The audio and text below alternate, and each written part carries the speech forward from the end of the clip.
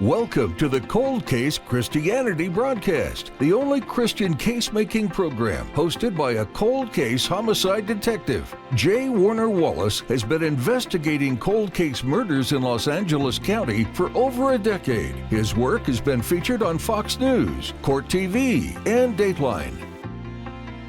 For more information about Jim's work and the case for Christianity, please visit coldcasechristianity.com. Now, here's your host, J. Warner Wallace.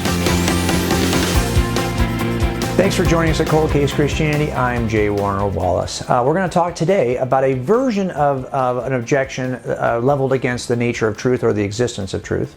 And we're doing this because we are doing our quick shots. You know, season 5 of our show has been devoted to quick shots, a whole season's worth. Now, when I say a season, we're going to do 26 episodes in which we're going to talk about the nature of these objections that are usually leveled against Christianity. Now, look. Remember when I was a kid, this is what a season was. A season was 26 weeks, and then you would go through one half a year of reruns, and then you start the next season. What I've noticed now is that a season is like 8. 6 episodes on Netflix, that's season 1. Really? 6? I mean, that's a long time in between seasons, right? So what we're trying to do here is to give you on the television show, and by the way, if you follow my work, you know at coldcasechristianity.com, that's our website. That's also where you can download the app that has all of these quick shots.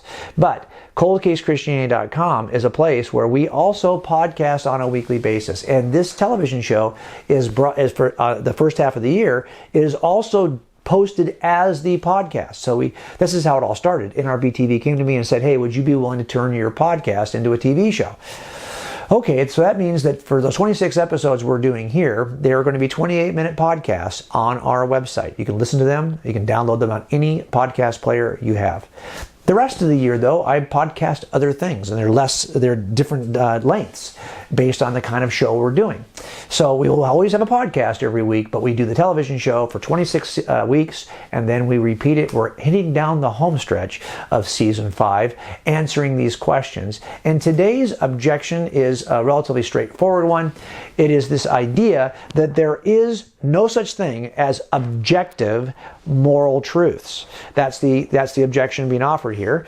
Now, when I say there is no such thing as objective moral truths, what I think the objection is not saying is that there are no such thing as moral truths.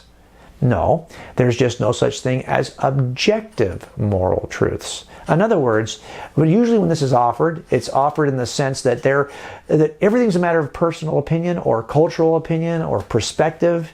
There are perspectival truths related to morality, and morals change over the years, and what was acceptable a generation ago is now not acceptable now, and vice versa. So there are no transcendent, concrete, rooted moral truths. There are just these moral opinions that change, and so they're based on they're grounded in subjects, not objects. It's not like this moral truth is some object that never changes. No, these folks would say that it really is a matter of the subjects who are assessing this issue, and whether they're in a large group, like a culture, or individuals, it all comes down to opinions. So the claim that there are no, this is the claim that they're going to offer. Now, why is this persuasive? Well, because the claims that are made in Scripture are claims that we would say transcend, not just opinions.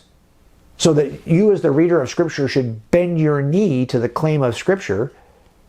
If it's just a matter of opinion, then your opinion is equal to the person who wrote the Scripture. So why would you ever bend your knee to it? Not only that, the Scripture is really old. It's so old. Things have changed, and moral rules change. If the person who wrote that Scripture was writing it now, he would have written it differently.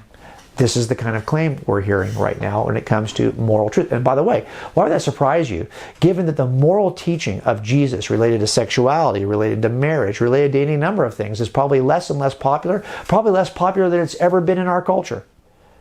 So I can see why this idea, this claim that there are no moral objective truths would at least be appealing. We want to be able to answer it. Okay, we're going to give you 3 ways to answer it. And a lot of this is very similar to the way in which we would answer the claim that there are no objective truths of any kind. Forget about moral truths. But moral truths are a category that we need to be able to address, especially since much of the pushback you're going to get related to Christianity is probably going to be related to the moral claims of Christianity. So let's talk about it, and we'll give you 3 different ways to respond. Here is the first one. I'll put it on the screen. Well, it sounds like you're saying that there are just no objective truths about morality. Am I hearing you right? Is that correct? You're saying there are no objective truths about morality. But if that's so, how can the claim you just made about morality, by the way, be true? In other words, if there are no objective truths about morality, then your claim about morality cannot be objectively true either. Do you see the problem here? Even you would have to admit that there's at least one objective truth about morality, that there are no objective truths about morality. But if there are no objective truths about morality, your claim that there are no objective truths about morals can't be objectively true either. Do you see the problem with that? Look, this kind of claim is known as a self-refuting claim because it's clearly self-refuting. Look, the challenge isn't whether objective moral truths exist, because you even think there's at least one, the one you just made. The real challenge is simply identifying them and explaining where they come from. Where would you think objective moral truths could come from? Now, what we're trying to do here is at least open up a conversation about, you just made an objective moral truth claim, that there are no objective moral. Forget about the fact that it's self-refuting. If you think that I should accept that because it's objectively true, where does that claim come from? At least that one claim requires a source. How do you ground it? That would at least, I think, start to talk about the idea of objective laws, needing an objective lawgiver. If you think there's a law or a rule that transcends all of us, that's right, it applies to everyone, whether you like it or not, okay, great. Well, then at least you'd have to admit that there has to be a lawgiver that transcends everyone, whether you like it or not, too. Because that's where that law comes from. So I think it's helpful for us to at least initiate that conversation, to start answering the conversation or answering the objections by showing, and by the way, I say this all the time when I'm working with young people, if there's only one tool of logic that you get, that you can use all the time, it would be this one: identifying self-refuting claims. It's an incredibly helpful tool because so many of the claims right now that are in culture are entirely self-refuting. And we simply just need to see it. How does the claim eat itself? It's like the person who's making the claim is sitting on that limb, sawing the limb as hard as they can, but they're on the wrong side of the saw blade. They're on the limb side instead of the tree side. It's time to help people see this in their claims. And so this claim, by the way, and most of you who are familiar with my work or watch NRB TV probably could see that coming a long way off because you're already sensitive to the idea of self-refuting claims. Let's take a break. When we come back, I'll give you another way to respond to the claim that there are no objective moral truths.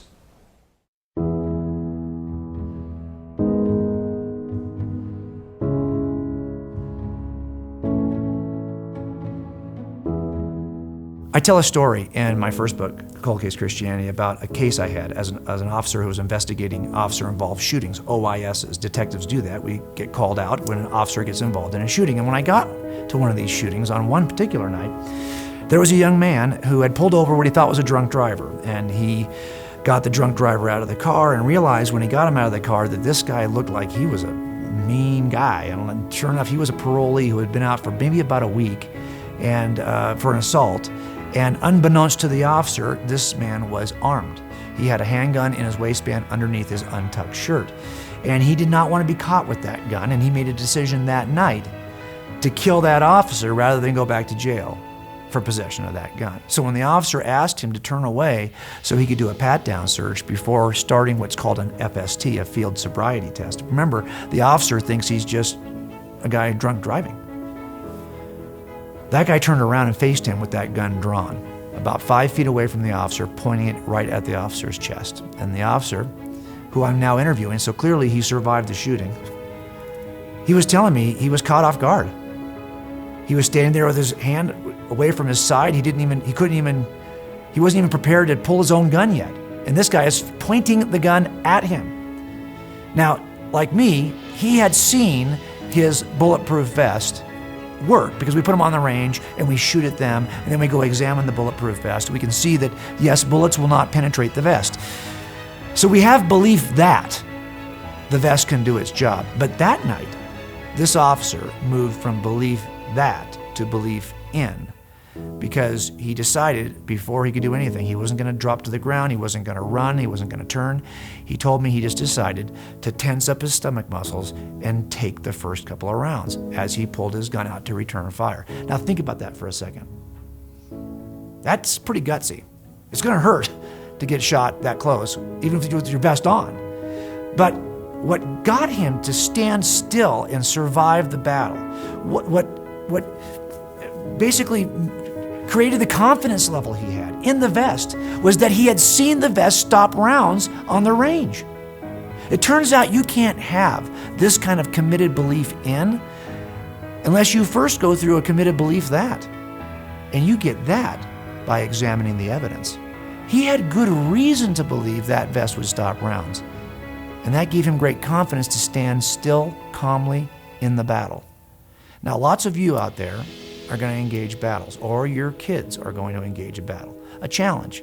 And if we want to stand tall in the face of a challenge, or we want our kids to stand tall, we want them to have the kind of belief in I've just described, good chance they're going to have to go through belief that first. We have to give young people the evidence, the reasons why this is true, so they'll have that kind of belief that, so they can stand tall in the battle. That's why it's important for us to develop the skill set of detectives. What do we do every day to get that kind of belief that? What's the approach we take on a daily basis? That's what we're going to teach you in Forensic Faith.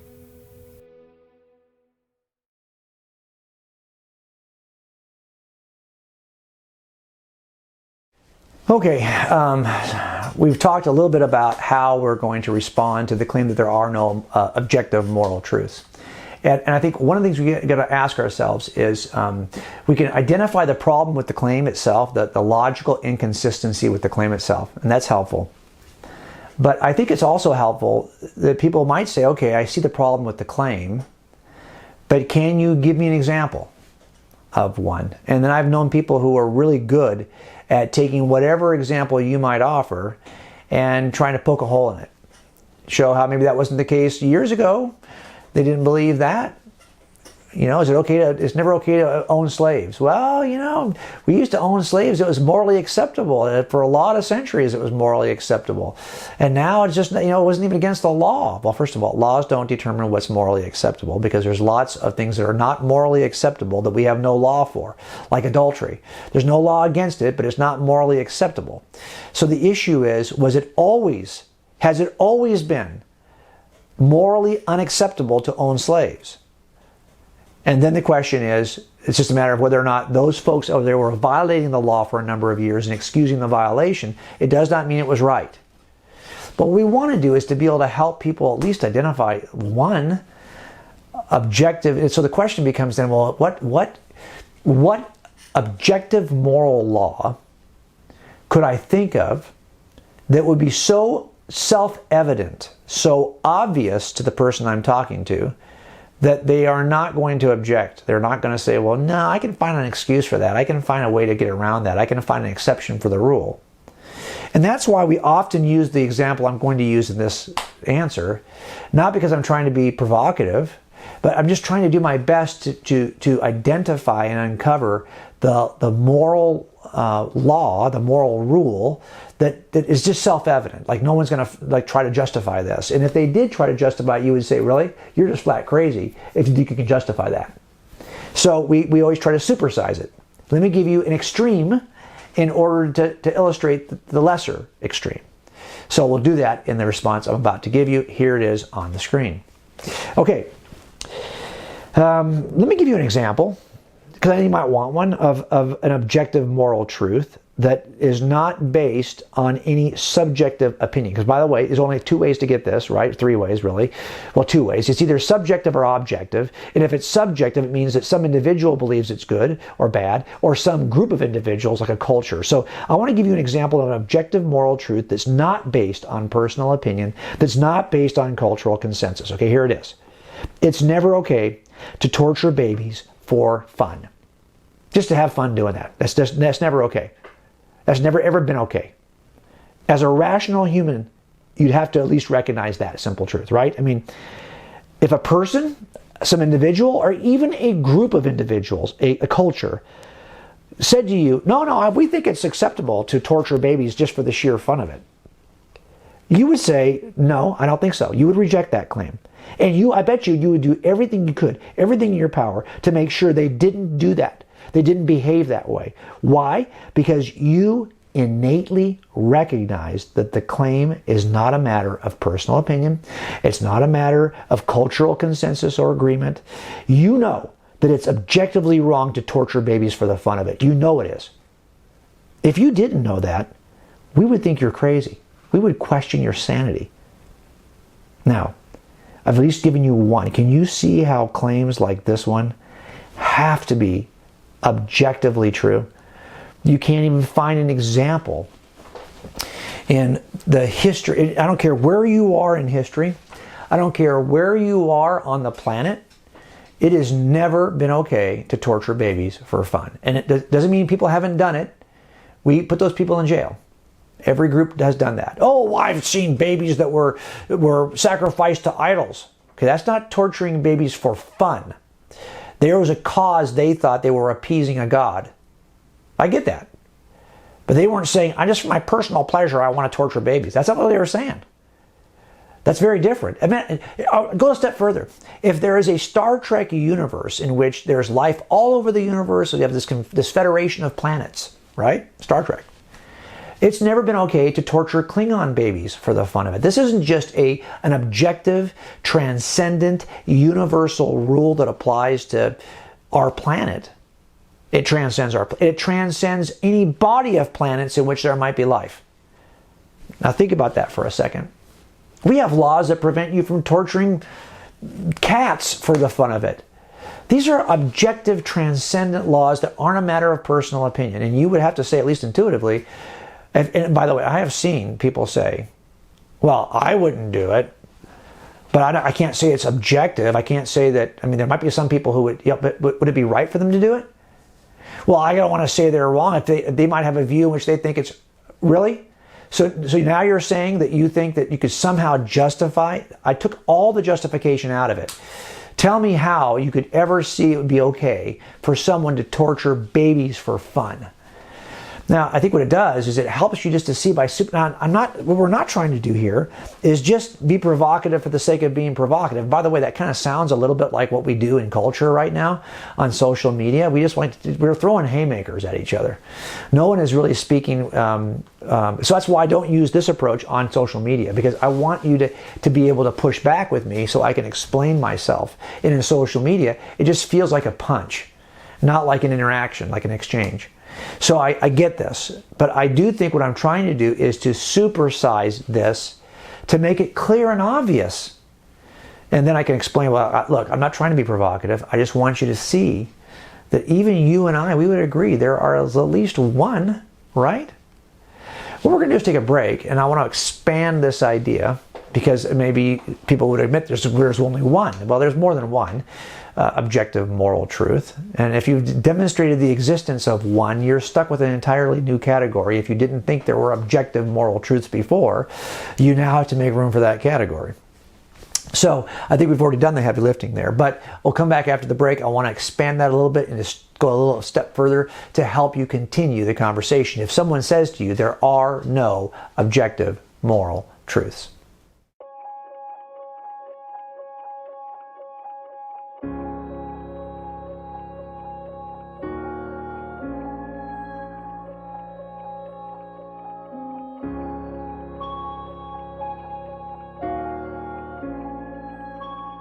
I've been working with students as a speaker, as a teacher for a long time.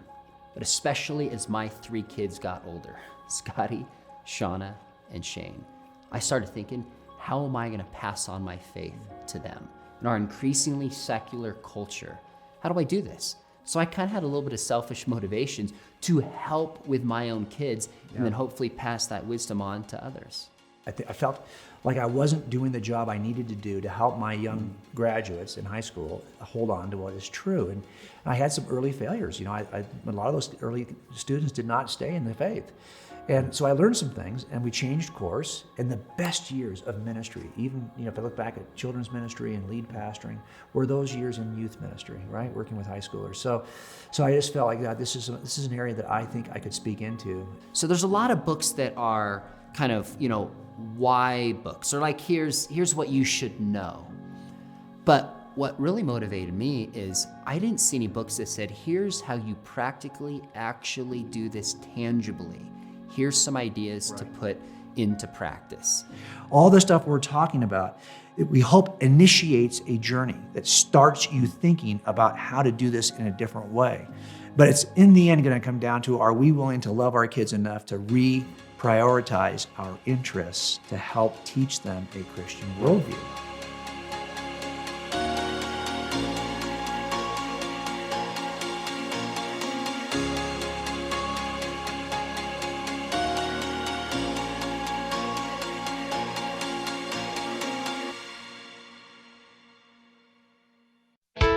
Jay Warner and Susie Wallace have written 3 kids' books to help children know the truth and defend it in the public square. All 3 books mirror Jay Warner's adult books, chapter by chapter. And best yet, the kids' books are written as fictional stories that will turn your kids into detectives as they solve mysteries and learn about Christianity.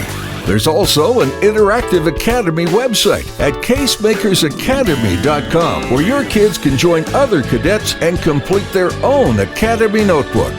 Each course has free videos, activity sheets, and more. Your young readers can even earn their own junior detective graduation certificates and appear on the Honor Cadet Wall.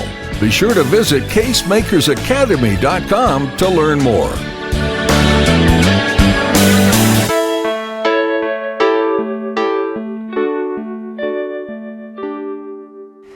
Now, what I want to do in this last segment is address a problem that I think people have when they start thinking about moral categories.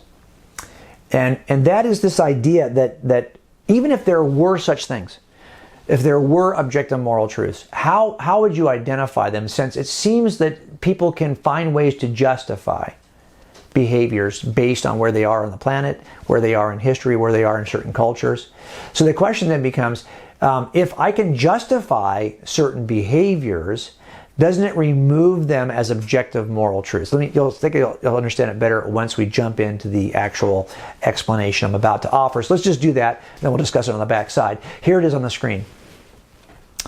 Look, some people have a hard time acknowledging the existence, just the mere existence of objective moral truths, because I agree they're sometimes difficult to identify. So for example, is it wrong to lie? Well, maybe. But what if you're lying to avoid hurting someone's feelings? Right? I mean, you would say that's a greater good, right? You would lie. You would say, okay to lie in that situation. Is it wrong to steal? Well, probably, but what if you're stealing an activation code that some terrorist wants to use to detonate a bomb?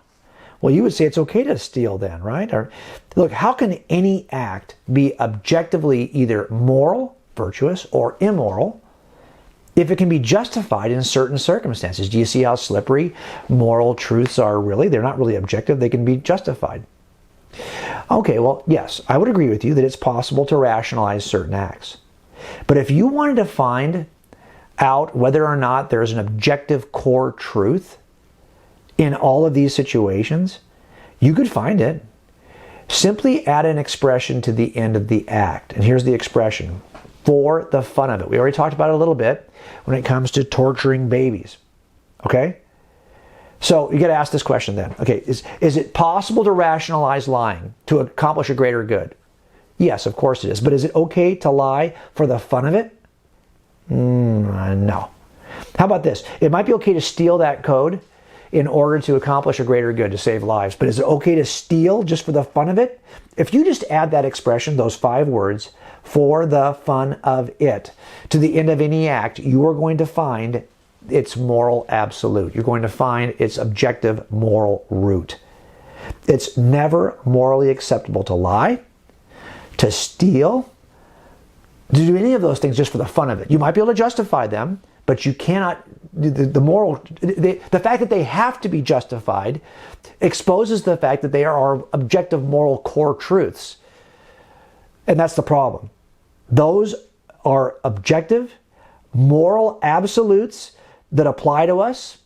It's never okay to lie or steal for the fun of it. Look, you could even say that it's on occasion in our country, it's okay. There are some ways to justify a homicide. Did you know that? I'm a homicide detective. I know that's true. If you're protecting yourself, that is not going to be a murder. That will be a justified homicide. If you're trying to save the life of an innocent, that is not going to be a malicious murder. That is going to be a justified homicide. There are even ways to justify the killing of another human being, but it's never okay to lie, to kill, to steal for the mere fun of it. I don't care where you are, what culture you live in, what location you are on the planet, or where you are in history.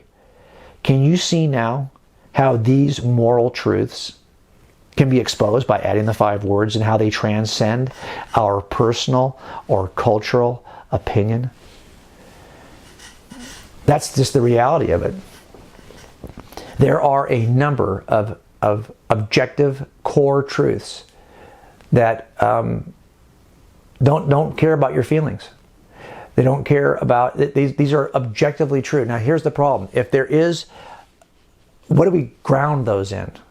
Moral truths can only come from a certain number of places.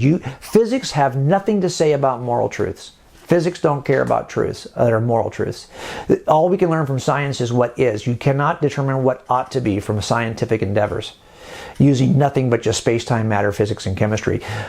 Moral truths are always moral obligations between persons. You're not obligated to my jacket. I'm not obligated to my jacket either.